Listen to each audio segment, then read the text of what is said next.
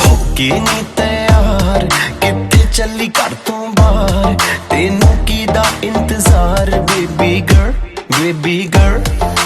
होके नी तैयार किते चली घर तो बाहर तेनू कीदा इंतजार बेबी गर्ल